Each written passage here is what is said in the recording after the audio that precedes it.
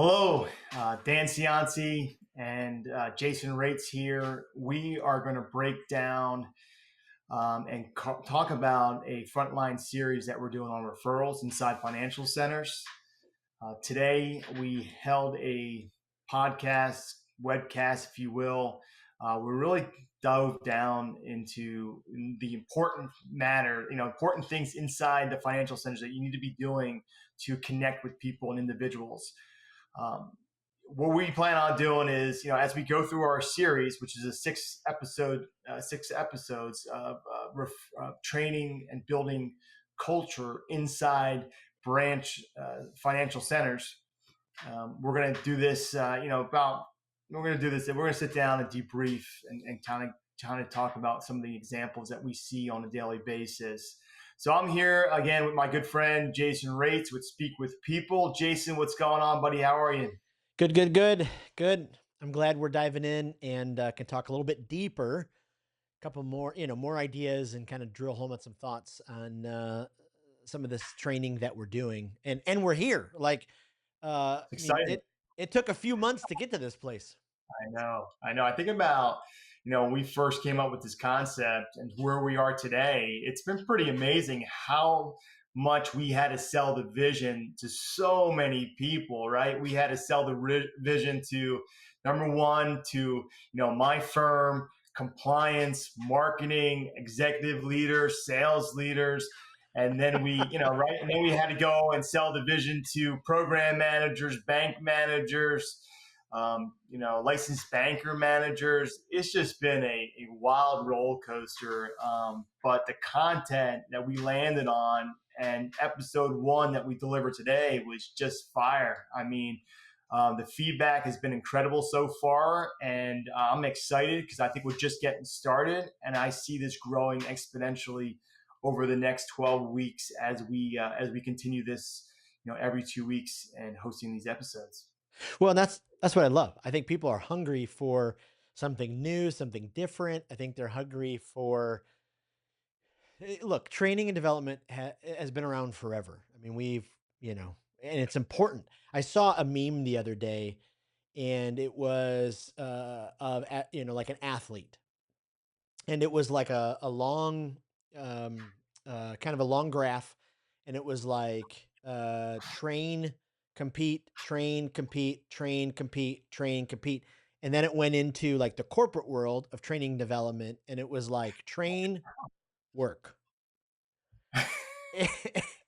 And the reality is we all need moments to go, oh yeah, I'm not doing that anymore. Or to have a coach or another leader, maybe that's not even our own boss or program manager or whoever it is, to speak into us, and maybe the new person is saying the same thing that they've been saying, but it just gets through a different way. And so that's why I love this. That's why conversations are so important. I mean, if you're listening to Absolutely. this while you're on a treadmill or you're driving to work or you're sitting in the break room or whatever, wherever you are, conversations like have power. And I mean, especially as financial professionals in financial centers, that's why I'm so excited about this, because not only are we laying out some training material that, yeah, I think realistically has a chance, if lived out, led out, acted out, used, has a chance to, change the client first culture. But then also, I love it because conversations are powerful. And so even to have these conversations, I can't wait for the conversations that's going to come from leaders listening to this. So I'm excited for the journey. Can't wait. Yeah, man. Well, let's jump in, right? So, episode one, it starts with hello. Creating client first cultures at the front line, right? So that's where we landed on, and I think it's important that you start with hello. In my role, I'm inside financial centers every day, and different ones across my footprint. And I think it's so important that first impression and that hello. And you were telling a story today about how you went to do your research and you started going through, to financial centers across, the Tampa area, and you had some positive and some negatives, and you kind of got some insight. But I can tell you, I see it on a regular basis. And the way I feel when I walk into a branch is, sometimes it's night and day. But it's important as individuals to really connect with people. I mean, I feel like the more you are able to connect with people and build that trust in the first couple seconds of meeting someone, it's going to set the tone of the entire relationship, or if there's even a relationship, right? Yeah. And we're probably, speaking to the choir here because, some of the leaders, the program managers, listening are like, yes, exactly. This is it. I need to get my team, Yeah. on the same page. That's why it's so important, I think, even as leaders to immerse ourselves in this. And I wasn't trying to throw anybody under the bus. That's why I didn't use any names. And I've been there as well. I've led stuff too that I've had to ask secret shoppers to come in and just give me an outside perspective because sometimes we get into the daily routine and the muck of everything and all the drama that sometimes happen, and maybe we just lose sight of a couple of these little things. And that's why I love that we called this whole thing deceptively simple, because everybody sees it and they're like, of course we got to start with hello. That's like the biggest no brainer. But are we doing it? Because Right. I went into 10 different financial centers, and two of the 10, I was greeted with hello. Wow. Two of the 10, And so, I had to pacify my 11-year-old with a very large 7-Eleven Slurpee. He's like, why are we going into another? I was like, it's all right. We won't be long. But that's why we started with hello, because, it really sets the tone. And especially, who is saying it, how they're saying it, the tone they're saying it. I mean, it's so incredible. And for those of us who like think about this stuff all the time, yeah, it's like, okay, this is simple, but let's be honest. Are we really doing it? And then are we really leading our people to do it and model it as well? That's the big question. I think too, it's important to recognize, like, there's so many aspects to just saying hello, right? There's the eye contact, there's the positive energy. I mean, you can feel positive energy when people give off that frequency. It hits you, right? And I Yep. think that's what we're trying to teach to our frontline folks inside the financial centers, is that if you can deliver that energy and just genuinely care about people that are coming in, we have a ton of good tips for you to kind of, how you can go about doing that. But the whole idea of the series is to work with our financial professionals, our program manager, our branch managers, to really help train the frontline folks inside those financial centers that are going to have the first impact on clients, existing clients, and prospective clients as they try to grow their branches and their revenue, and really, quite honestly, the brand of the financial institution that they work for. Yeah. And here's the thing. I think sometimes leaders, maybe we get into ruts at times, especially those of us who oversee, those frontline folks, whether it's tellers, whether it's licensed bankers, whatever role that is. Sometimes we think, well, of course they know what to do. Of course they know what to say. Of course. Why? Why? Because they got a little bit of training when they first started, because of a couple of the things and huddles. It's I love this phrase. Andy Stanley said it. What's celebrated is repeated. What's celebrated is repeated.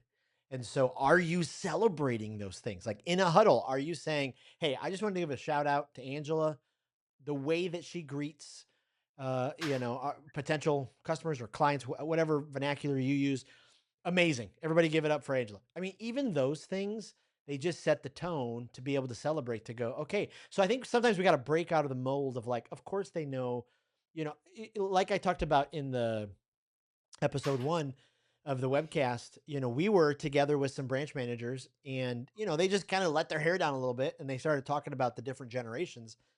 This Yeah. is one of our biggest struggles. This is what led us together to partner. You sat me down and you're like, this is what I'm seeing. Boomers don't know how to talk to Gen Z. Gen Z does not know how to talk to Gen X. And it couldn't be clearer. And so we've got to give them the tools to be able to go, hey, you need to know this about millennials. And once you know this, it's so much easier to talk to them, or boomers, those kind of things. That's the power of it. For the first time, I think ever, we have 4 potentially 5 generations, right, inside the financial centers. I believe that we're just not ready for it. Right? When we talk about it, and why we built out the whole thing to begin with was, think about terms of Gen X.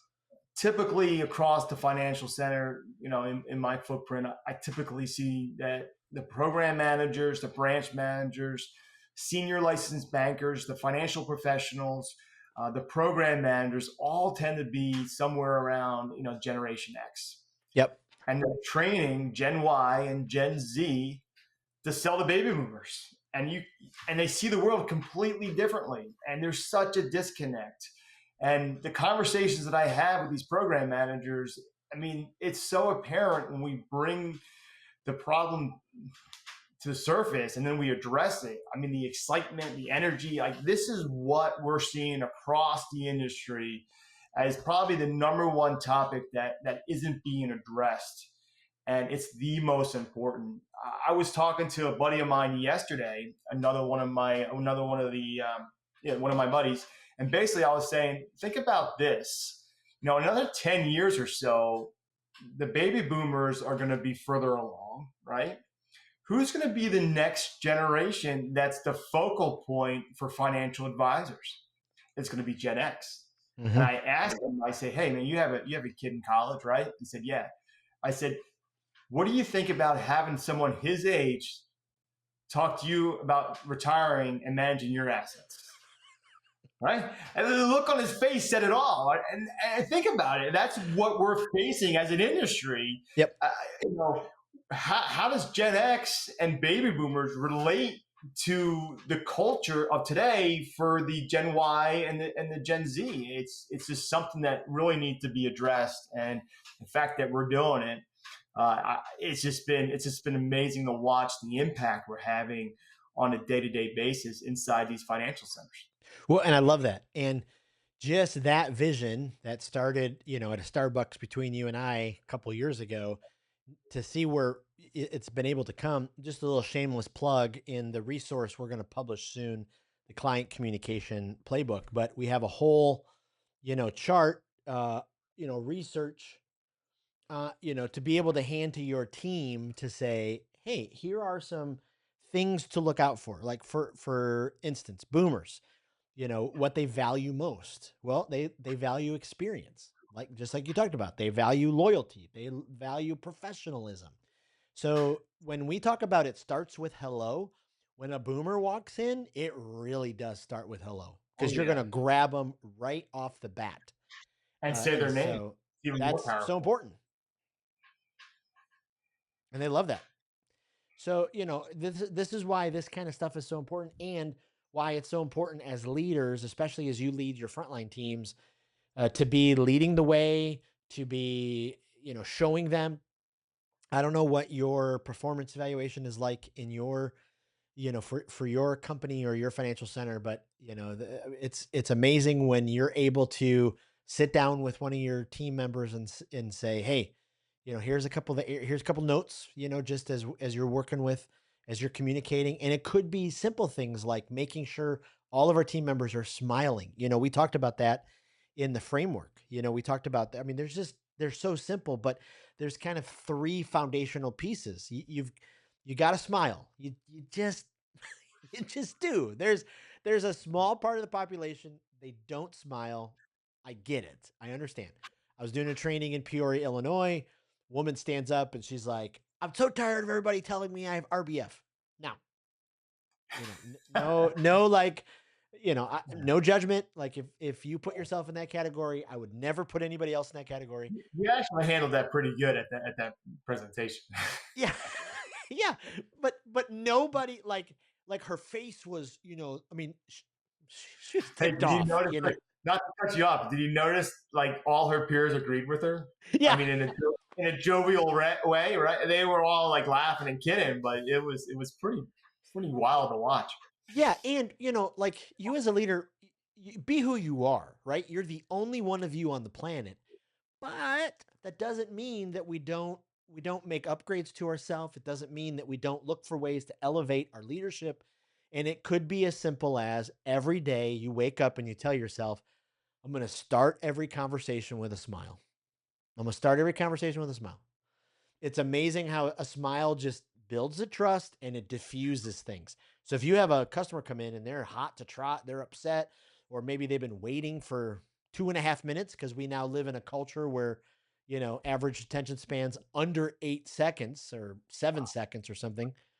Start with a smile. It will diffuse things. And if you're able to learn the regulars' names, especially in that boomer category, especially in Gen X, look out. Look out. Yeah, absolutely. I mean, it's pretty wild when you think about all this stuff in action. It's important. I mean, those connections, and it makes such a difference.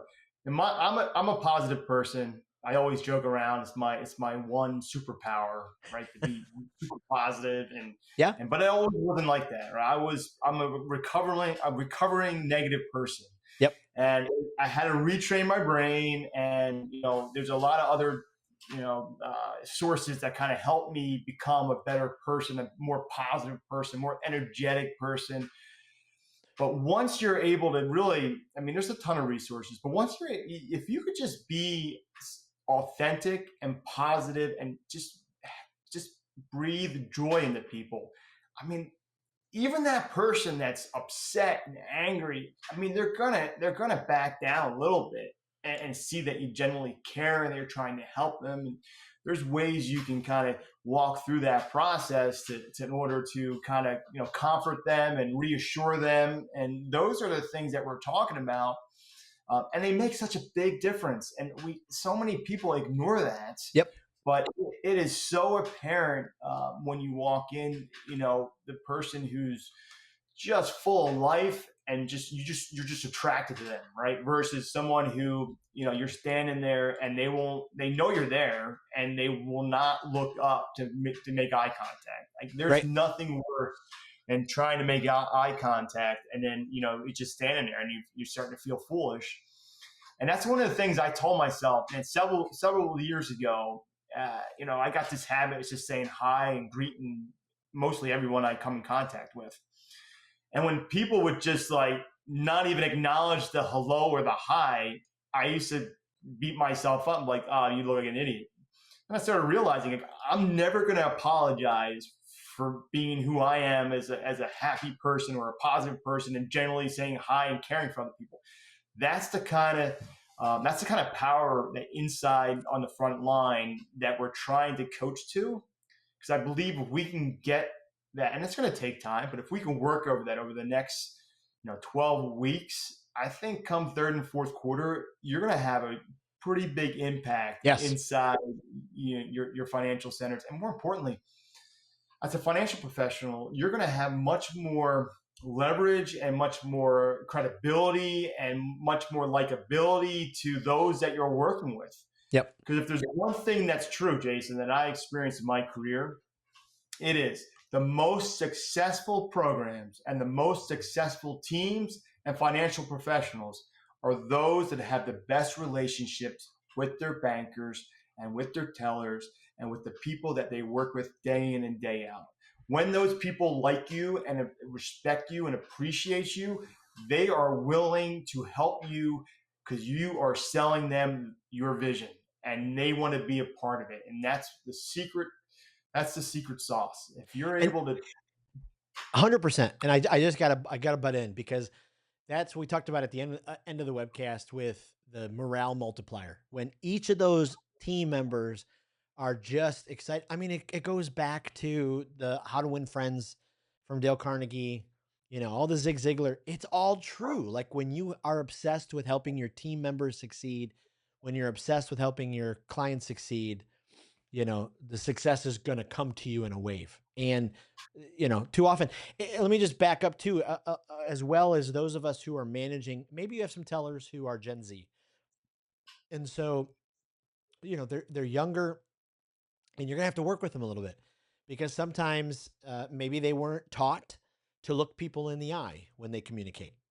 And so you got to remember about Gen Z, they're the first digital generation. They've grown up with these devices and they spent most of their life looking down at a device, right? I mean, 8 to 12 hours a day. And so they don't have the foundation of when they're talking to people, because when they talk to their peers, they're looking at their device and they're talking. So regardless, a cornerstone of communication is looking people in the eye. And so you may have to walk alongside of them and say, hey, in this financial center, when we communicate with people, we look people in the eye. So drop what you're doing, put everything down, look them in the eye. Those kind of things, being able to walk alongside of them, speak truth into them, help them succeed as a leader. You're going to do, they're going to do exactly what you just talked about. That morale is going to multiply because you're Oh helping yeah, each other succeed. no question. I tell you, you make an interesting point. It kind of reminded me of something I heard from Vanessa Van Edwards, and she said that when we're looking at our phones or in our computers, we're naturally in the pose, the national or international sign for defeatism, because your head's down, your shoulders slumped, and you're kind of like you're automatically, in that defeated position. So she said, and I thought it was brilliant. And she said, when you're waiting for an interview, like don't be on your phone. The person comes out, the first thing they see is you like this, right?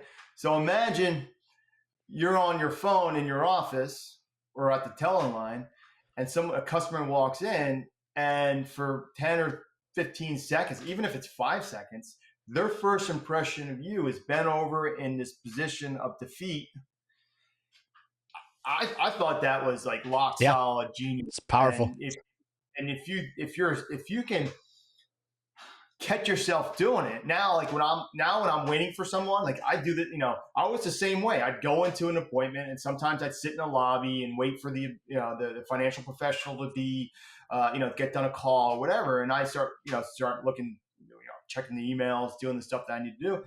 And I started realizing, man, after I heard that, I'm like, I'm sitting here in a defeated position. So now Yep. I walk in, I don't even, I mean, the phone's off. Like it's not even, sometimes I don't even bring it into the office anymore. And I walk in, I'll greet people, I'll smile, I'll be positive, ask people how they're doing. If someone greets me, sometimes I walk in, I just wait and walk around for a few minutes until someone, takes the time to say, who's this guy walking around in a suit, right? So, but when I'm sitting there waiting now, my head's up, and I'm Yep. just, I'm thinking about I'm getting mentally prepared for that meeting, what I'm going to talk about, what kind of questions I'm going to ask, what did we talk about before, how do I move the relationship forward. And I think that's the kind of stuff that, it's gold, but you're not learning that in any type of class or training until Right. And it it's down with speaks us. to our executive presence. Cuz even, thinking about you, in the financial center waiting instead of looking at your phone, now you're observant, you're watching things. It's giving like just you being able to walk in cuz you're there, to connect and all those kind of things. But it's now given you more opportunity to connect because you're noticing, you're seeing what's happening. It's the same thing with our people. Like if we could teach And the them how to have conversation, that type of executive presence, and it's not the kind of presence that uh, you want your customers to feel small because you're big and no, it's that you're walking out or they're being seen. You said something earlier, and it was we've been told for years, we've got to get our customers to know, like, and trust us, right? Know, like, and trust. Know, like, and trust. And I agree with that. I've changed it recently to see, hear, and believe. See, hear, and believe. And so I want my customers to be like, yeah, oh yeah, Jason, yeah, he answers when I call. I ask him for something, he sends it sooner than I anticipated. He's bringing up different ideas. I want them to feel heard. Like, okay, yeah, he heard me. He made the changes that I asked, or those kind of things. And then, to believe them, to believe in them, like that's killer. And that will take your referral culture. That's why this whole series is so powerful, because these are little deceptively simple tweaks, yeah, learnings, opportunities. to stoke a fire inside of your financial centers that, probably many of us, we're already doing some of these things, or maybe we did them 2 years ago and business is hard and we've had turnover and it's just like thing after thing and you're like, yeah, I don't call them on it. Yeah.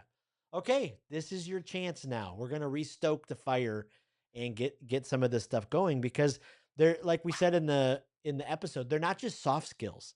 They're referral building skills and they all add up. I was watching a TV show yesterday. It was, back in the 1500s. I had this giant castle. And, I love construction. I love architecture, all that kind of stuff. But that giant castle was built one brick at a time. That's it, one brick. And it was like, okay, these are these little bricks that build this giant referral culture, this client first culture. And that's why we Foundation. started with hello. And that's why we broke down the word hello and we built it into a framework because sometimes it's easier than to go, okay, it's nice you guys are saying we should say hello more often, but it's really so much more than that. And really for us, the first part of it was H was to hear. And that goes back to this, know, like, trust, see, hear, believe, that kind of idea. Like, when you are hearing someone, you are fully present with them. And that's what we were just talking about, how important your presence is. Yeah, absolutely. I mean, I absolutely. I think it's gold, and we're going to continue to do these. This is the foundation, right? This is the starting block. So the first episode I thought went fantastic. I'm looking forward to the next couple episodes that we got going on. I think we're going to dive deeper. My vision for this conversation too is as we get into deeper topics and as we progress, because the idea is to have the webcast build on each other, right? So we're going to keep building every 2 weeks, build, is to how do I want to say it? It's to have the foundation, but really to have people join us and be able to take what we're doing and bring it to the financial centers and really change their cultures. I truly believe if we can change the culture inside the financial center, not only are we uplifting everyone around the financial professionals and the leaders in that program, you're going to see and have an impact on people daily, on their clients, and those clients are going to really see a difference, and that's when they're going to start bringing their friends and family, and you're going to start seeing the Yep. attitudes change. So this is really just the beginning. Today was the beginning. And as we get deeper into these, what I like to see is, we're going to bring more real life scenarios.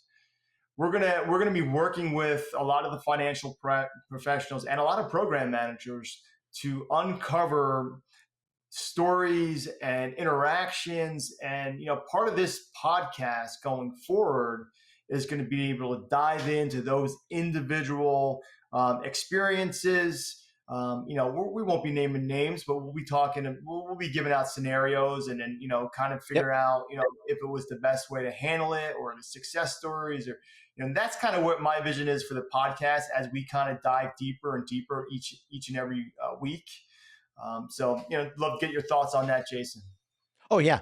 Yeah. We'll be using tons of examples and, comment in the YouTube, in the comments. You let us know, email us if you're not getting the slide deck, if you're not getting the manager's resource sheet, the worksheet, let Dan know so he can get you those because we have a ton of resources to go. And the reality is like what I love about this is we're here to help you, our listeners. We're here to help you in the financial centers succeed. And so use us as a tool, like use us as a resource, because sometimes it's nice to have a third party resource, that's you're able to get ideas from and, bring some fresh life. And so I'm excited. This is going to be great. Yeah. For those that know me in the professional world, in the firm that I work with, there's restrictions for me to give out invites to people outside, that hasn't that where their firms haven't been approved. So feel free, again, if you're interested, just contact us directly, and we'll get to the information one way or the other, either through Speak with People or through my firm. And we want to be here for you and be your resource to help build up your teams. So I'm excited. I think today went awesome. I think this little podcast went great, and it's only going to be great things from here, Jason. It's gonna be Great awesome. partnership. It's gonna be awesome. I can't wait for the next one. And again, comment below. Let us know some of the thoughts that you're thinking. Maybe you have some questions. Maybe you'd like to hear us talk about some stuff. Let us know. Can't wait for the next one. Are we supposed to say subscribe and share? Or subscribe and like, right? Right here, right here. Yeah, that is a part of every podcast. Yep. Gotcha. All right. Yeah, I know what I'm doing, I think. Yeah, you do. I love it. All right, brother. Hey, All man. This is awesome. We'll catch up soon. And I appreciate everything you do for me and for my firm and our territory. It's been great. I'm excited for the next couple of weeks. All right, we'll see you. All right, brother.